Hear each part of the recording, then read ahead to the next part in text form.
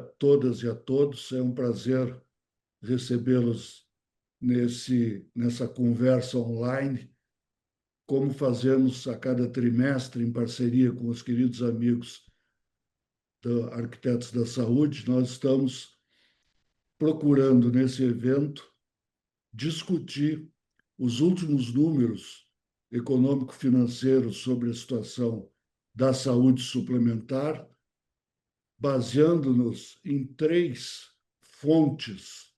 A primeira, os números oficiais que acabam de ser divulgados pela ANS. A segunda fonte, as pesquisas permanentes que a ANAP faz sobre a situação do setor. E, em terceiro lugar, e não menos importante, as análises, reflexões e estudos desenvolvidos pela Arquitetos da Saúde. Nos move a ideia de fazermos um acompanhamento sereno, racional, preocupado em contribuir, ainda que minimamente, para que o setor como um todo ele se desenvolva, ele cresça, ele seja sustentável. Eu saúdo aqui os nossos Adriano Londres e Luiz Feitosa, saúdo a todos que nos acompanham e creio, Feitosa e Adriano, que é lugar comum registrar que os resultados foram positivos, os resultados anunciados pela ANS.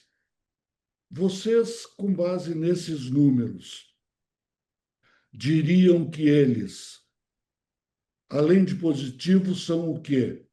São sustentáveis, são temporários, são episódicos? O que mais, além do já sabido, de que são positivos? Deixo essa provocação já inicial e peço então que vocês façam uma apresentação, uma análise inicial, e depois eu vou ficar aqui cumprindo a tarefa quase jornalística de apertar vocês e tentar, ao mesmo tempo, mostrar os dados da ANAP, se vós tiver até o final dessa nossa reunião. Vamos para a apresentação, então? Pensei que você já... Acho que o Brito deixou para a gente responder depois da apresentação. Perfeito, perfeito. Deixa eu compartilhar aqui.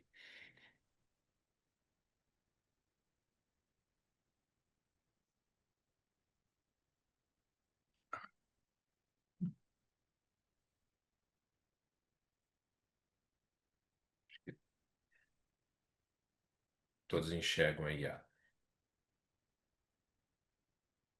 nosso material. Bom, estamos indo aí para o sétimo panorama, né? Como o tempo passa rápido e a gente acho que já dá para chamar de tradição aqui dessa parceria, né? Nesse sétimo panorama, que a gente aqui trazendo os dados do segundo trimestre de 2025, algumas coisas, acho que só para introduzir o assunto e a gente se lembrar de como temos caminhado, né? A gente estava vivendo um período de alta da VCMH, então essa VCMH ela vinha com 2 dígitos, batendo em determinado momento em 16, voltando a 10, voltando a 13. Lá na pandemia a gente tem isso negativo, depois voltamos a uma hipercompensação a 17, 8, 11, e aí a gente começa a achar assim, um ano bom era um ano perto de 10, né? E a gente fecha 2024 com um índice baixo de 6,37, refletido também pelo teto de reajuste dos planos individuais, que esse ano também foi bastante baixo. Ainda que a gente não tenha o mapa assistencial que está atrasado, mas a gente olha isso pelo dado contábil, pelo dado econômico, um primeiro fator que a gente tem chamado a atenção é que o custo assistencial, a despesa médica, tem encontrado um patamar de evolução mais lento. É claro que quando a gente transforma isso em custo per capita, no momento em que o mercado está crescendo, esses novos entrantes ajudam a reduzir a VCMH em algum grau. Contudo, já seria uma VCMH baixa de toda forma. Então, esse é um primeiro fator. Aí a gente está esperando aí os dados do mapa assistencial para dividir o que é custo e demanda, como a gente faz regularmente. Infelizmente, teria dado tempo, mas esse dado está atrasado na divulgação da ANS. A gente até então já estava comentando que a frequência ela vai perdendo lugar nesta variação da VCMH e a variação do custo até 2023, pelo menos, já voltava a ser mais importante do que a variação da demanda. Então a gente está muito ansioso aí para ter essa abertura também no ano de 2024. E aí, quando a gente fala do dado econômico, a gente primeiro tem um ajuste aí deste crescimento de beneficiários. Há uma discussão, pelo menos provocada aqui de nossa parte, antes até de ser noticiado, que a gente tem que olhar esse crescimento com algum ajuste, alguma cautela, porque nós tivemos mais de 500 mil de pessoas que no final do ano passado passaram a ser reguladas e não eram de uma autarquia, que se transformou numa autogestão, mas esse dado econômico nem está aqui, né? Então o que a gente pode dizer é que, de fato, um período em que a sinistralidade estava ruim, e aí o resultado econômico se dá porque essa sinistralidade é ruim, ela volta a ser equilibrada e agora, nesse semestre, primeiro semestre de 2025, a gente tem uma sinistralidade de 81%, que, tirando a pandemia, é a menor sinistralidade em 11 anos. E, obviamente, que há uma correlação entre resultado e sinistralidade. Quanto menor a despesa sobre a receita, maior, obviamente, o resultado. E aí, quando a gente fala de resultado, nós passamos por um período que não era a primeira vez, mas 3 anos sem resultado operacional, sendo garantido de maneira muito modesta por aplicação financeira. E antes da pandemia, a gente tem uma história de um resultado que operacionalmente não era muita coisa, mas quando você soma as aplicações financeiras, ele vinha se construindo aí um cenário de um resultado que foi de 2 a 3, de 3 a 4, de 4 a quase 6 antes da pandemia. Aí, em 2024, a gente tem essa recuperação e em 2025 nós temos aí o melhor resultado também da série histórica. Chegamos aí a 7,5% de resultado, ainda que aqui nós estamos dividindo esse resultado pela contraprestação. Então, se a gente dividir por toda a receita da operadora, ele fica um pouco menor, mas ainda assim é um resultado excelente.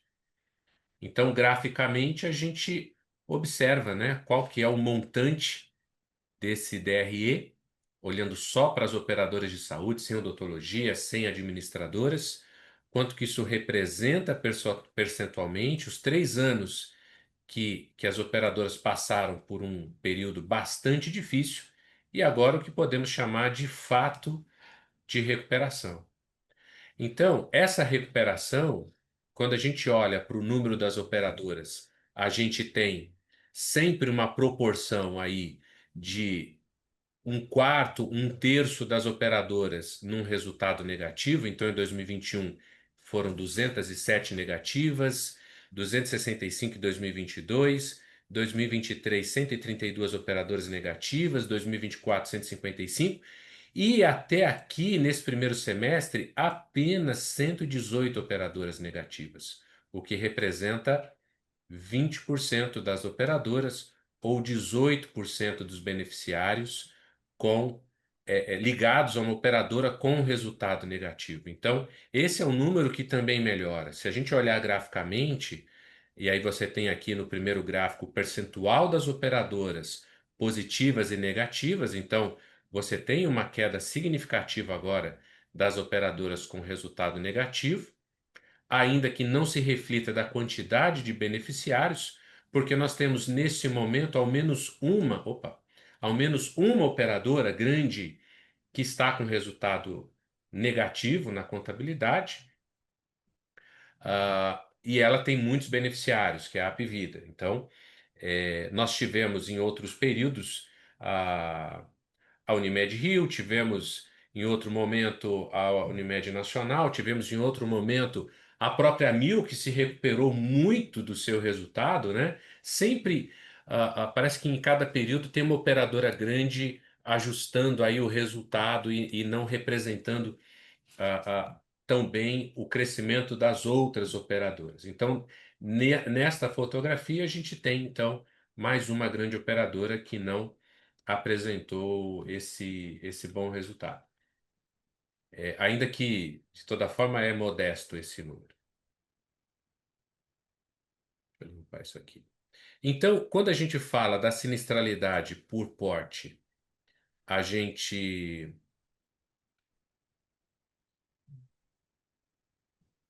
Tentando apagar isso aqui, não consegui.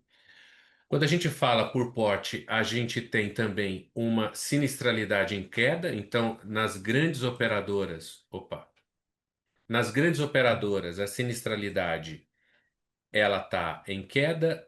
Nas médias operadoras também está em queda. Então, a sinistralidade nas grandes foi de 84 a 77, na média foi de 81 a 79. Então, andou de lado, mas teve uma alta aqui, então pode dizer que caiu. E nas de pequeno porte foi de 80 a 79 nessa janela de 21 a 25, mas também teve uma alta em 22, né? Então podemos dizer também que melhorou. Quando a gente fala das despesas, do tipo da despesa, nós temos marcas que também são conhecidas, então a gente tem o pagamento por procedimento, o fee for service, desde 2019 caindo drasticamente, então chegamos aí a 57%, que já foi 83%.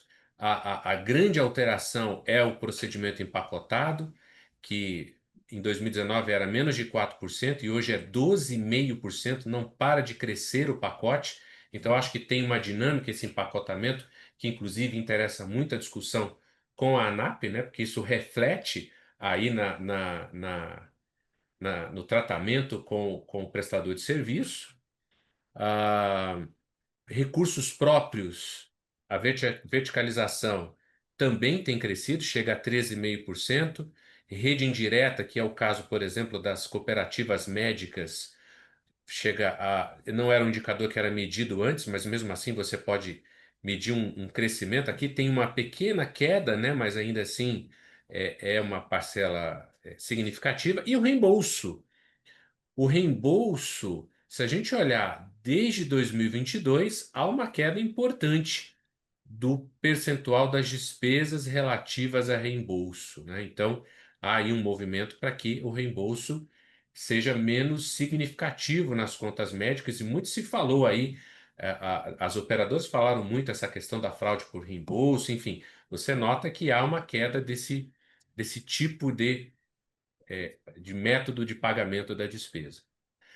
Aqui eu acho que a gente tem uma questão importante que é do crescimento ou da queda de beneficiários, então temos falado muito a respeito disso, é quase um espelho o que você olha de 2015 até 2024, então você tem um espelho invertido aqui, né? Você tem uma queda de beneficiários em 2015 que se eleva a 16, que diminui a queda em 17, que se estabiliza em 18 e 19, aí 20 começa a crescer, cresce muito em 21, cresce muito em 22, lembrando que 22 é um ano emblemático porque crescemos muito em número de beneficiários, mas sempre é bom lembrar que o custo per capita das operadoras caiu demais, então houve um tipo de desconto, de downgrade no mercado, em que, mesmo crescendo beneficiários, a receita diminui naquele ano arrecadada, e a sinistralidade aumenta, e é compensado por reajustes.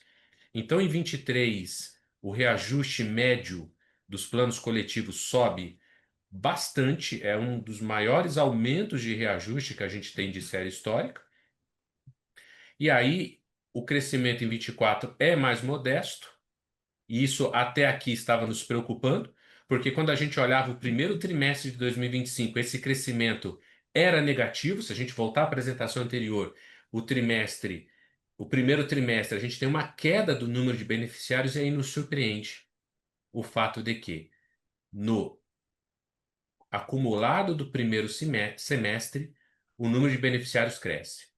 Então, da mesma forma que anteriormente nós fizemos um alerta a respeito dessa autarquia que foi regulada pela ANS e despeja de forma não orgânica mais de 500 mil de pessoas, agora a gente faz uma outra consideração que é motivo aí para a gente desdobrar num outro fórum, talvez, mas que este crescimento, que de alguma forma parece que estava represado, porque a gente só tem notícia dele a partir de abril, e 690 mil pessoas a mais, é o crescimento em um trimestre maior do que o crescimento inteiro de 2024.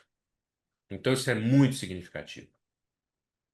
Entretanto, a gente faz uma observação de que, se nós pegarmos as operadoras com mais de 100 mil vidas que não reportaram na ANS cancelamento, segundo o dado da CIB, nós temos algo em torno de 190 mil vidas até 240 mil vidas que podem não ter tido o seu cancelamento reportado. Portanto, esses 690 mil, assim como a gente olhava para o primeiro trimestre e falava, meu Deus, está caindo o número de vidas, e agora a gente tem um crescimento muito, muito impressionante, pode ser que a gente tenha um represamento de cancelamento não reportado aí, talvez entre 190 mil vidas a 240 mil vidas. Isso é importante, porque a gente pode ver esse ajuste do número de vidas nos próximos meses. Pode ser que esse crescimento ele seja ajustado e ele, se isso que eu estou falando for ajustado, daqui para frente, a gente tem um crescimento igual a 2024, de 400 mil vidas. Ou pode ser que a gente continue crescendo, ultrapasse o crescimento que foi 2024, mas não suficientemente para chegar a 53 milhões de beneficiários. Então, temos essa dúvida. As regiões que mais têm crescido é São Paulo e Rio de Janeiro. Mas, de maneira geral, o crescimento não está contido só em São Paulo e Rio de Janeiro, tá? Em todas as praças a gente observa aí um crescimento, umas mais, outras menos, mas há um crescimento de fato. Voltamos ao assunto das reservas, das provisões técnicas das operadoras, temos insistido, e não só nós, mas a própria ANS tem colocado isso nas lives que ela tem feito quando divulga os dados do trimestre, de que as duas reservas mais importantes, né, o PSL e o PEONA, sempre andaram juntas, e o PEONA, historicamente, sempre foi abaixo do PSL, mas de um tempo para cá, a PEONA tem aumentado mais do que aquilo que é conhecido, ou seja, a PEONA é uma provisão de eventos que não foram avisados ainda, então é um provisionamento de uma análise técnica estatística da operadora, atuarial da operadora, mas com um destaque muito importante para as seguradoras, que são grandes operadoras, poucas operadoras, mas que você observa no gráfico que há um provisionamento muito fora da curva do PEONA do que todas as outras modalidades. E as seguradoras impactam muito a média do que a gente chama de PEONA no Brasil inteiro. Então, esse movimento da seguradora, você não observa na autogestão, você não observa na cooperativa médica, inclusive a PEONA na cooperativa é menor do que o PSL, você não observa na filantropia, você não observa na medicina de grupo. Então, por que a gente tem insistido nisso, né? Esse é um assunto da reserva técnica que diretamente, e aí eu finalizo aqui a minha fala para que a gente possa debater, mas ele não influencia diretamente o contratante, as empresas, não influencia diretamente o beneficiário que está distante dessa discussão, mas os provisionamentos, eles afetam o resultado de alguma forma. Um provisionamento nessa monta significa que as operadoras têm uma reserva técnica maior, portanto, um maior ganho sobre aplicações financeiras em função dessa reserva. Toda a reserva, esta variação de reserva é um dedutor do DRE, portanto, ela deduz uma parte do resultado, mas faz ganhar por aplicação financeira. E se em algum momento essa peona ela se materializa, então você de fato tem um aumento da despesa médica, você tem um aumento da sinistralidade, você tem um aumento do reajuste, você tem uma redução do resultado. Então, o que nos preocupa é que, de alguma forma, todo esse provisionamento, temos debatido que isso tem refletido aí no fluxo de caixa das operadoras e na velocidade que elas estão pagando as despesas médicas, ainda que isso não seja totalmente transparente no dado público, porque a gente olha ali, já falamos disso, volume, mas não olha a proporção do dinheiro que está num fluxo de caixa mais lento. Mas isso num sinal invertido, ele afeta demais o resultado das operadoras, né? Então, até quando esse provisionamento da peona vai continuar subindo nesse tanto? Até quando o mercado parar de crescer, e aí a gente tem um reequilíbrio, eu acho que um ponto da nossa discussão está aí, né? O que mudou na gestão da sinistralidade, na gestão do custo assistencial? O que mudou na atenção ao beneficiário para que a gente esteja tranquilo quando olha para esse provisionamento todo para dizer que estamos bem e que esse resultado é sustentável? Eu preciso lembrar que o número de operadoras não está aumentando, está diminuindo o número de operadoras. Há uma concentração cada vez maior no mercado, né? No que se refere ao número de operadoras. Então, essas questões todas é que, apesar dos bons números, a gente pode sofrer um viés aí em algum momento. Lembrando de novo do ano de 2022. Crescemos 1,5 milhão de pessoas, dando desconto, ou fazendo downgrade, mas que de alguma forma tivemos um soluço aí no resultado, né? Então, eu acho que essa é uma das reflexões que a gente pode fazer nesse momento, que apesar do bom resultado, essa reserva técnica não nos traz total tranquilidade, porque nunca foi tão alta a reserva técnica das operadoras. Acho que é um bom começo aí para a nossa fala. Brito, Pois não, posso Adriano. comentar a sua pergunta de US$ 1 milhão? Você Diga, tinha, Adriano. você tinha feito a pergunta se os resultados são sustentáveis, né? Você deixou essa pergunta para a gente responder depois da apresentação do Feitosa. Sem dúvida alguma, a gente tem que, você tem dito isso, tem que se comemorar muito o resultado positivo na operação das operadoras, como aconteceu no ano passado e vem acontecendo nesse ano até de forma mais acentuada, com só observação de que o primeiro semestre ele tende a ser um pouco melhor do que o segundo, então a gente tem que só fazer essa ressalva, mas é um número melhor. Isso, em parte, reflete o discurso adotado pelas próprias operadoras, se a gente voltar em 2023, onde elas vinham de um ano de 2022 complicado, como colocou o Feitosa, dizendo que havia o desafio de recompor margens, e os números mostravam isso, e tinham duas estratégias: reajuste e repactuação junto à rede de prestadores. Isso foi dito, isso foi amplamente divulgado na imprensa. Isso, em parte, com certeza, contribuiu para essa melhoria que a gente vê em 24 e 25. O que chama atenção é que a gente vê que reajustes depois de uma alta expressiva, eles começaram a cair agora. Então, como se fosse uma acomodação. Mas, por dados da ANAP, a gente não vê, e aqui eu vou citar a ANAP porque é a entidade que mais reúne dado e compartilha com o setor, a gente não vê essa redução no tensionamento, nas estratégias que foram utilizadas por operadoras.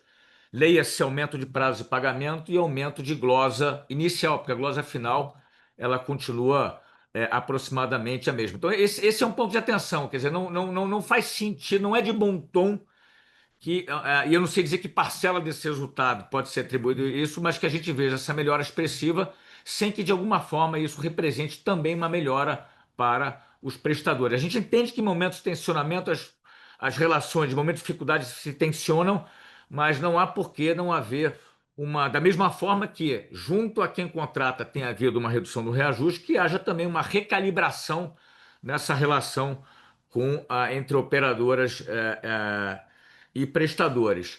É sustentável? Assim, o Feitosa ele já começou a responder a pergunta.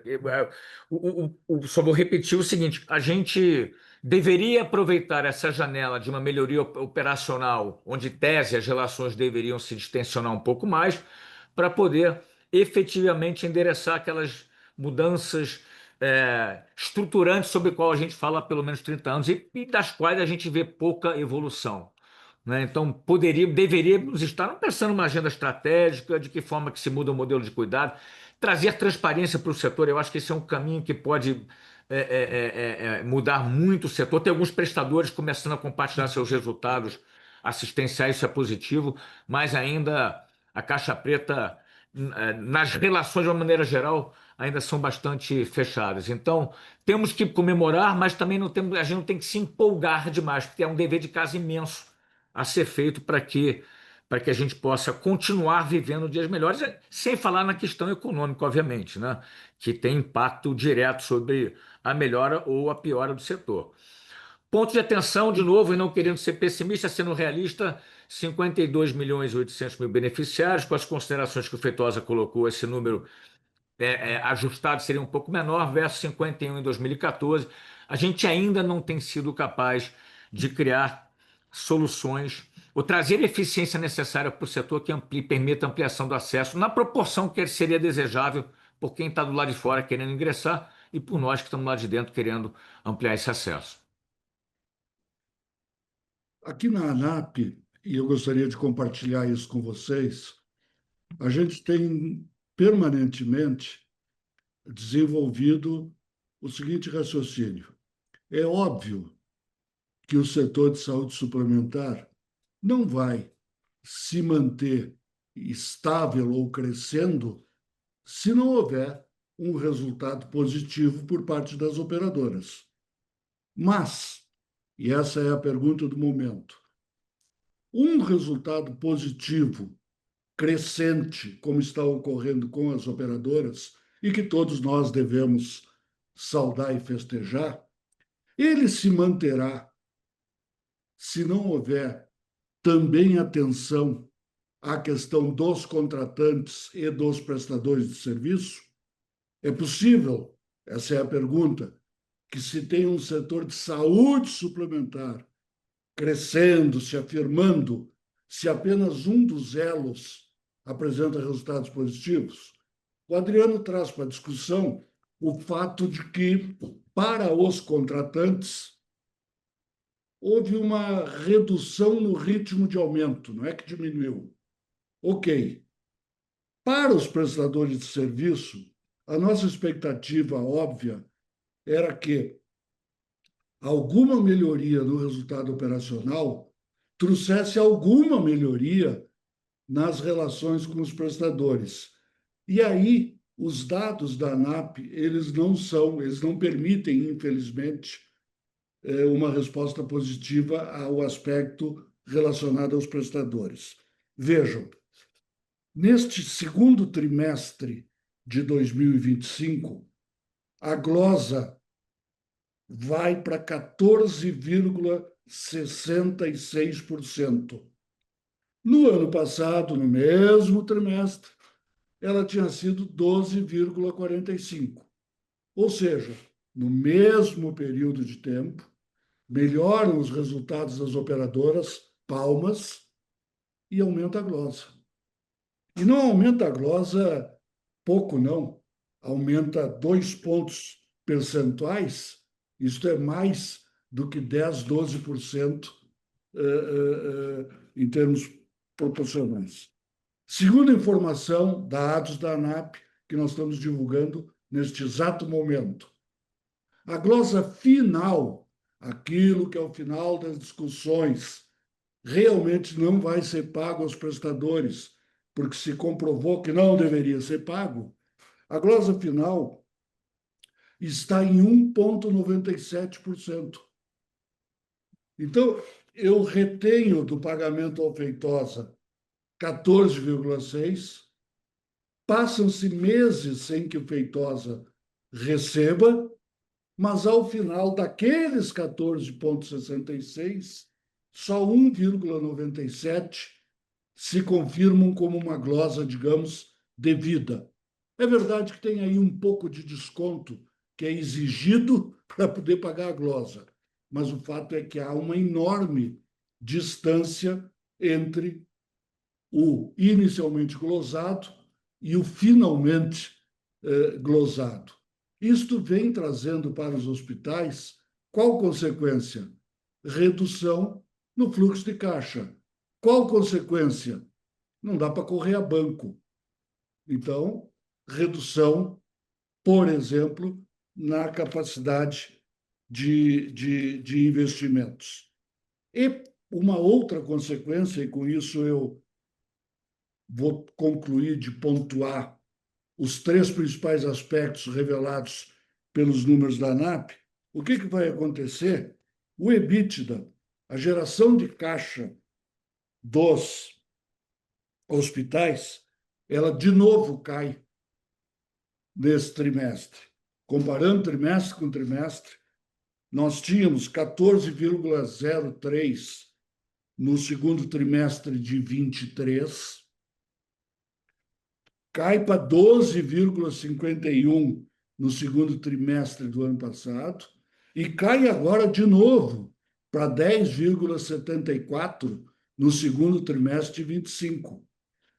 Esclareço, não é uma queda concentrada ou nos pequenos, ou nos médios, ou nos grandes. Independente do porte de hospital, quando nós aqui na ANAP abrimos o dado, existe uma queda. Então, para concluir, do nosso ponto de vista, estão coexistindo o saudável e festejável efeito de melhoria nas contas das operadoras, com, na nossa opinião, o insustentável quadro de maior pressão, ainda maior pressão, sobre os prestadores de serviço.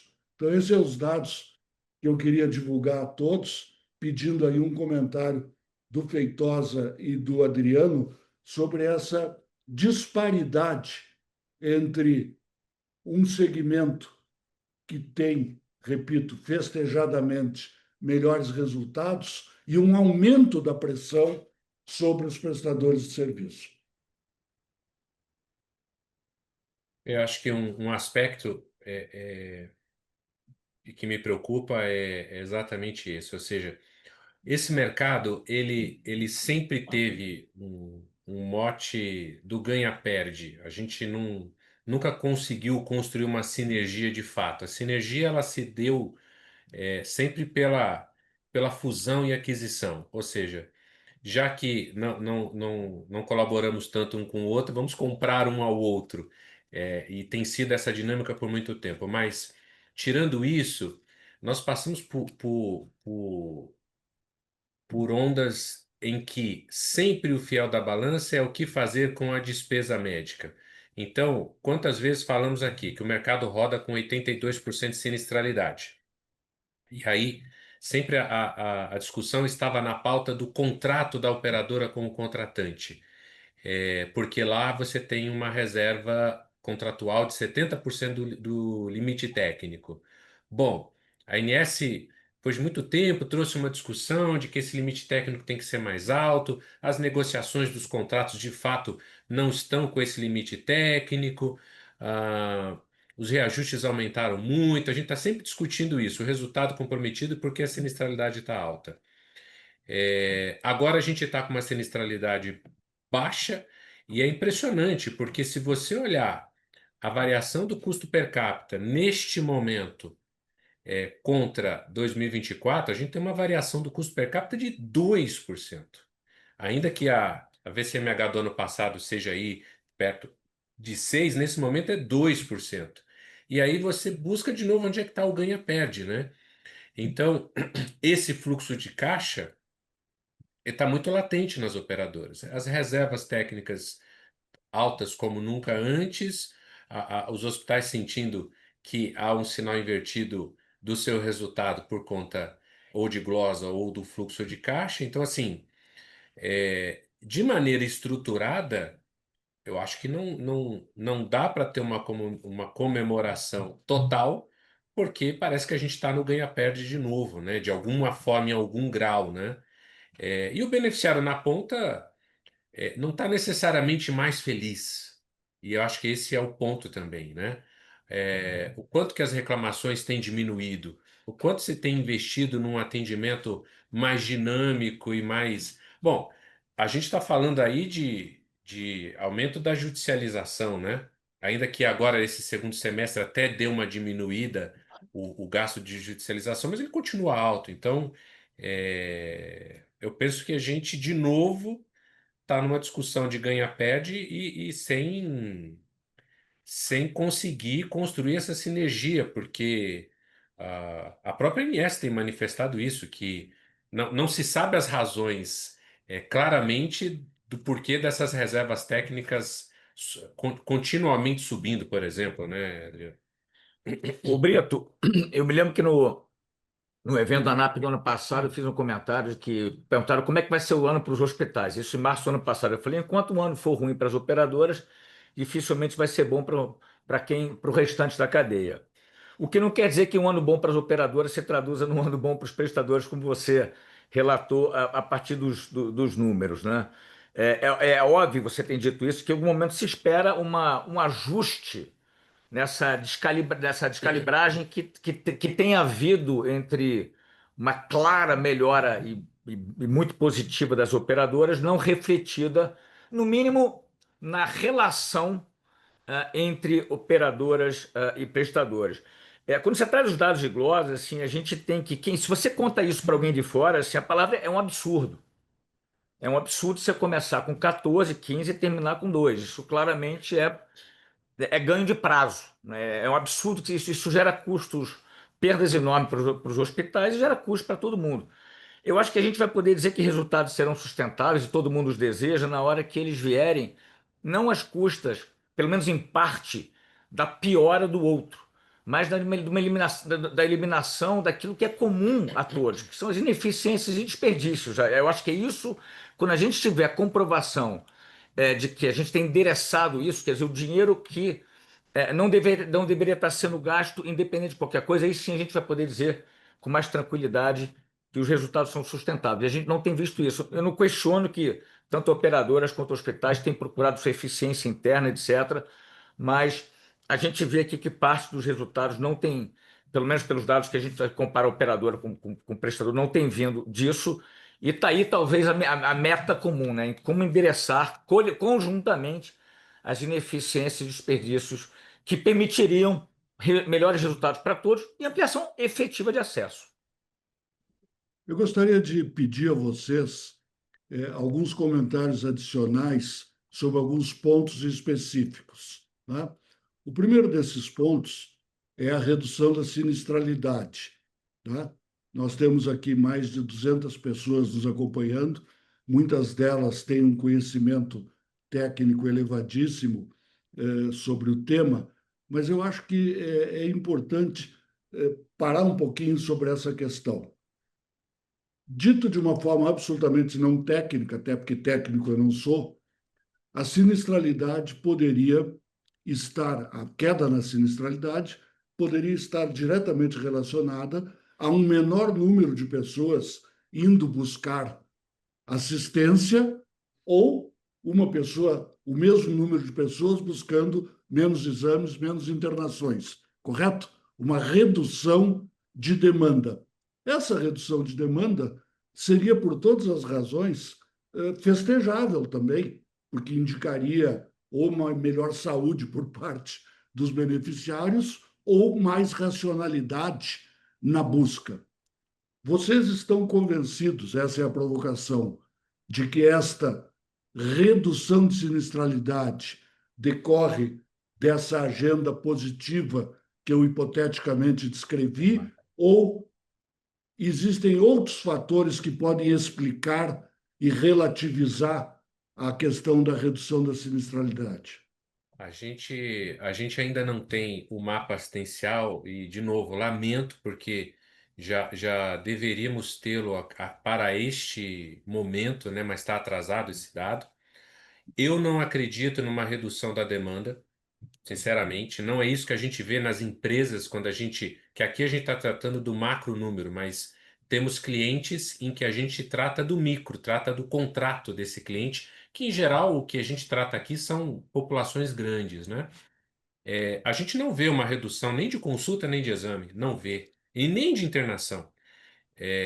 O que a gente vê é um fluxo de caixa que é muito diferente do que acontecia há alguns anos atrás. Então, hoje, nós temos aí, a grosso modo, olhando apenas para clientes que a gente administra, é, 75% das despesas pagas em 90 dias. Antes era 90 da despesa em 90 dias. Então, é óbvio que quando a gente fala só do universo que a gente tem contato, ele é muito pequeno comparado a todo o universo, mas é um fenômeno, é uma observação que a gente faz. Então, assim, eu acho que existem outros ajustes para explicar isso. E não é redução de demanda. Não vejo as pessoas fazendo menos consultas nem nada. Acho que o mapa assistencial vai trazer um dado importante quanto à teleconsulta, que este é um impacto que a gente ainda não pôde medir totalmente, entender os seus reflexos. Então, a teleconsulta, esse pode ser sim um fator que reduz uma percepção de demanda, porque em muitos casos as operadoras tratam a teleconsulta como um custo, às vezes até fora do sinistro, porque ele tem uma outra lógica de pagamento dessas empresas que são a retaguarda da teleconsulta, né? Nem sempre é consultório a consultório fazendo teleconsulta. Muitas vezes é uma rede que está operando essa teleconsulta. Então, tirando isso que pode reduzir alguma demanda, eu não tenho expectativa de redução de demanda, não. Eu acho que tem mais explicação no fluxo de caixa e no crescimento, claro. Você tem mais pessoas entrando, então isso vai ajudar a reduzir a VCMH, mas não é estruturante, não é sistêmico. Então a gente não resolve o problema, né? A renda não está acompanhando o crescimento dos reajustes, continua não acompanhando, né? Então a gente tem sempre essa preocupação de que a economia vai barrar o crescimento, né? Então não acho que a frequência está caindo, não. Nós aqui na ANAP temos um dado que ajuda não a explicar, mas que deve ser considerado, pensamos, numa explicação mais ampla, que é o quanto tem sido a despesa total por saída hospitalar. Ou seja, a cada pessoa que ingressa num hospital, quanto, em média, tem ocorrido de despesa por pessoa na saída hospitalar. E este valor vem diminuindo, o que significa que há, e me parece positivo, um esforço de eficiência que se traduz também numa melhoria do atendimento às pessoas. Podemos somar esse dado a um outro dado, Adriano, que é a redução no tempo médio de permanência em hospitais, o que todos nós devemos festejar. Continuadamente, há uma redução do número de pessoas, da média de permanência. Para pegar o número aqui, essa média que era de 4,31 dias em 2022, chega agora ao menor número da série. São 3,68 dias de média de permanência, mas, concordando com Feitosa, aparentemente, esses números também não explicam, né, sozinhos a questão da sinistralidade. Não sei se o Adriano quer acrescentar algum comentário especificamente sobre a questão da sinistralidade. Não, não, Brito. Acho que o Feitosa cobriu bem. Bem, no número de beneficiários, Feitosa, você levanta um ponto de cautela, como você falou, no sentido de que não foram identificados alguns reportes de cancelamentos e, obviamente, se esse ou não houve cancelamentos, ou houve e aparecerão ali adiante, né? Mas nessa questão dos beneficiários, e é isso que eu queria lhe perguntar, tem digamos, uma subquestão que é: vocês têm dados ou vocês têm análises que indicaria que, independente do número de beneficiários, ser este ou aquele, aumentando mais ou aumentando menos, o ticket médio está diminuindo, ou seja, nós estamos tendo uma redução do valor médio do plano contratado pelas pessoas? Quer falar primeiro? Você talvez vai ser mais detalhista do que eu, mas a gente analisou algumas operadoras que têm crescido.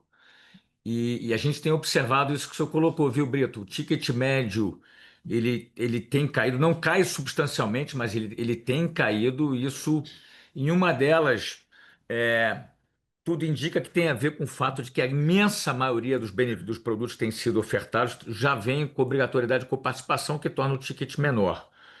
Mas sim, não é o que a gente viu em 2022, que foi uma queda general, uma queda, se não me falha a memória, de 5 ou 6% na receita.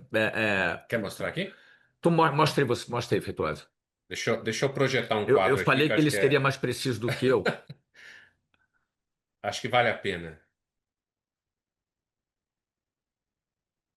Isso aqui é dado público, uma ferramenta nossa aqui. Ops! Ah, meu Deus, apertei o botão errado, só um segundo. Mas acho que é interessante a gente mostrar a evolução do custo per capita, perdão.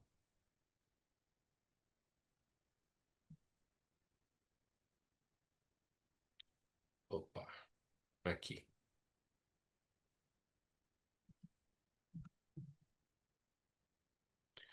O que você estava falando, né, Adriano? Ou seja, quando você olha ano a ano a quantidade de operadoras, as vidas, as receitas, e aqui 25 até o segundo trimestre, aqui você tem o per capita, né?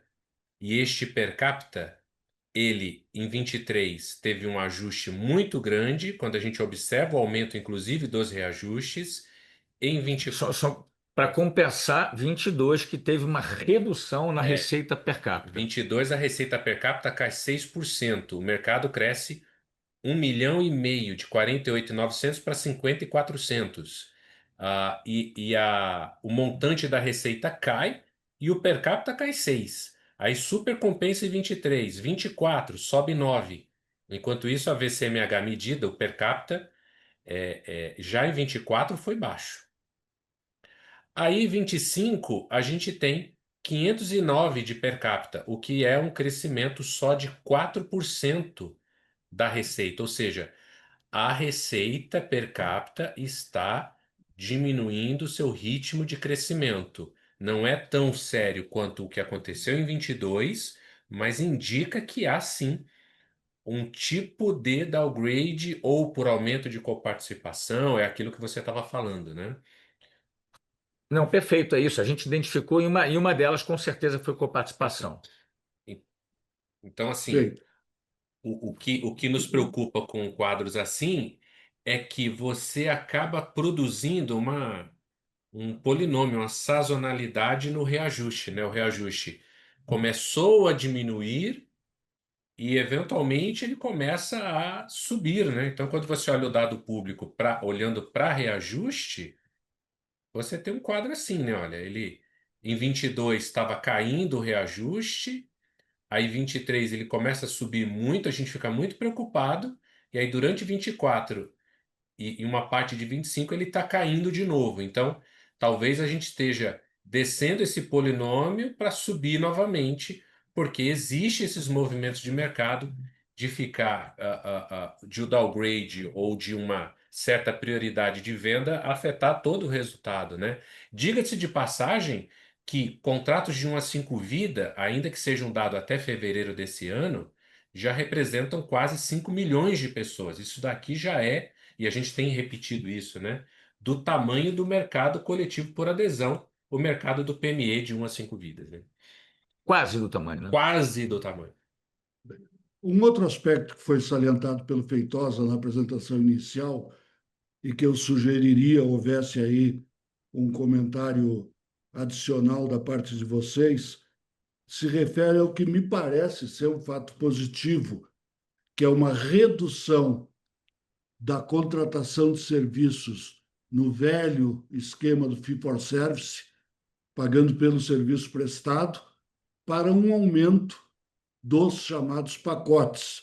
Ou seja, para dar o exemplo mais comum, contrata-se com o hospital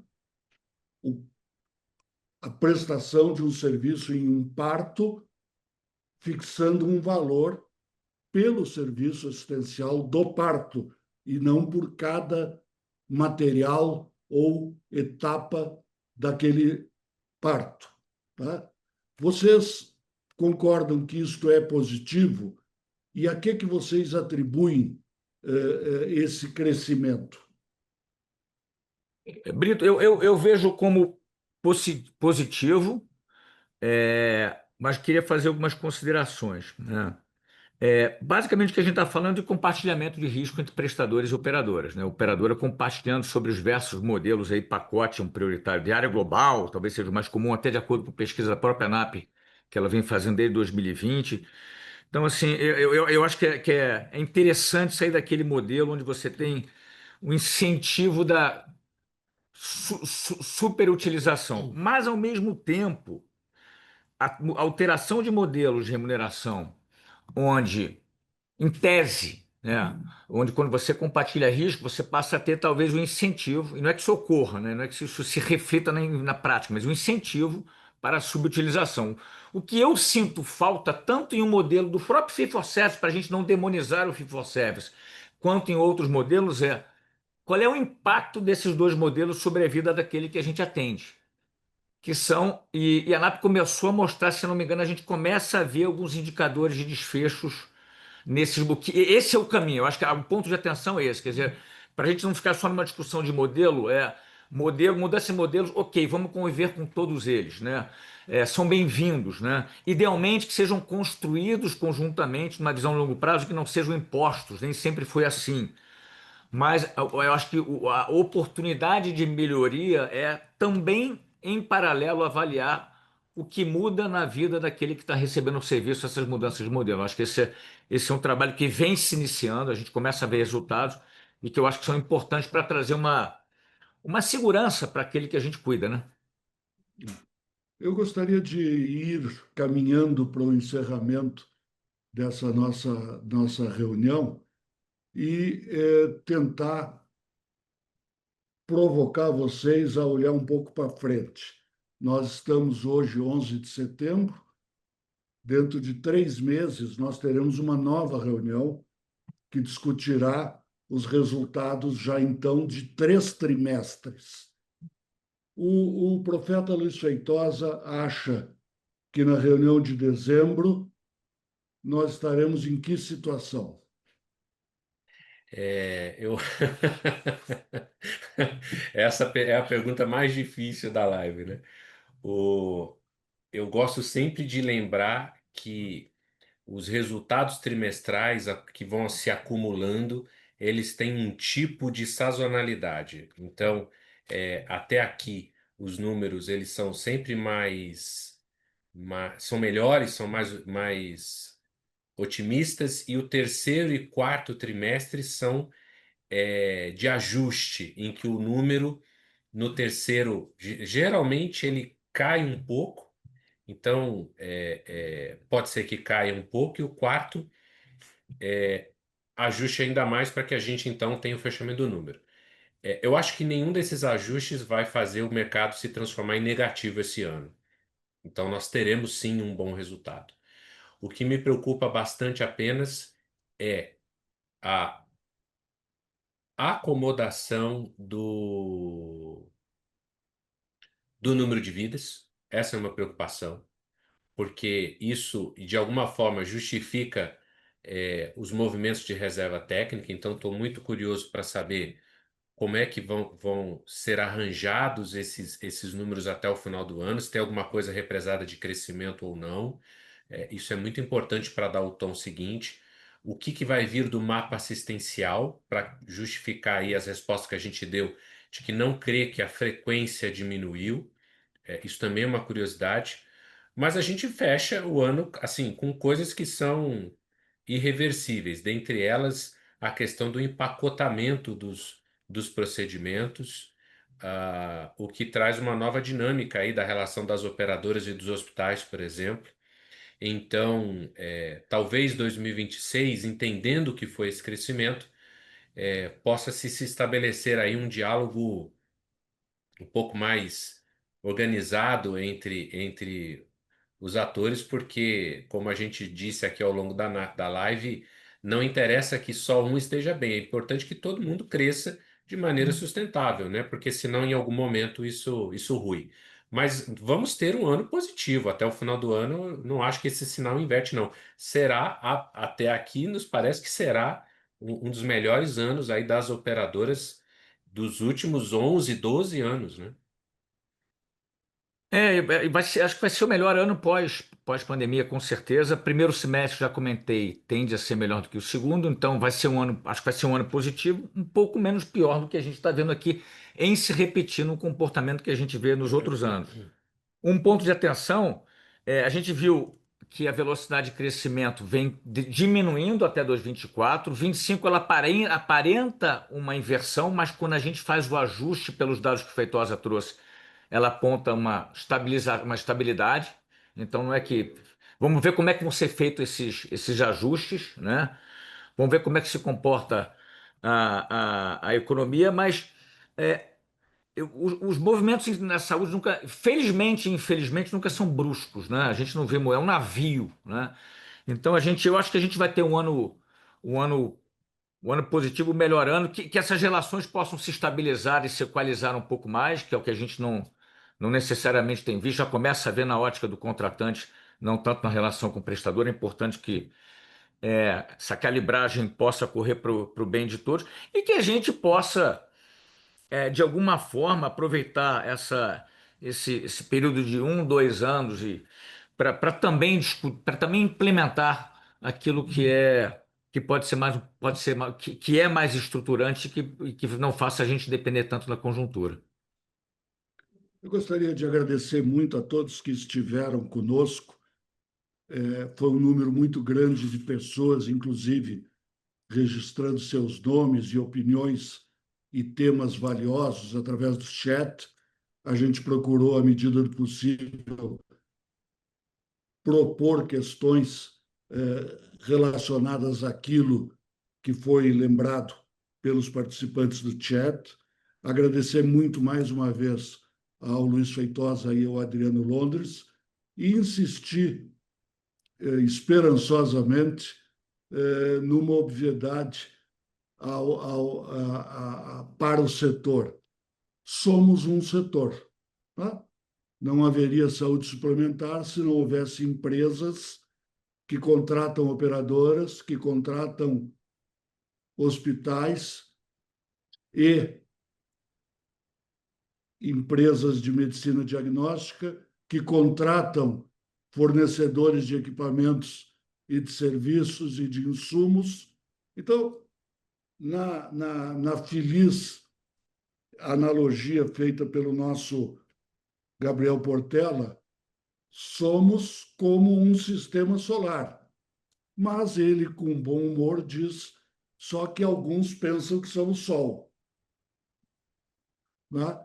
Então, nós somos um sistema solar, que haja sol e brilho para todos, porque, em última palavra, isso vai garantir, primeiro, a sustentabilidade do nosso sistema solar e, por consequência, uma boa prestação de serviços ou uma melhor prestação de serviços a Sua Excelência, o nosso patrão, o beneficiário, né? O beneficiário. Então, a gente segue nessa expectativa e segue procurando, através do diálogo, do debate, apontar viva sempre quando há uma boa notícia, ainda mais se ela for sustentável e distributivamente entregue a todos os planetas do sistema. Um grande abraço a todos, muito obrigado a todos.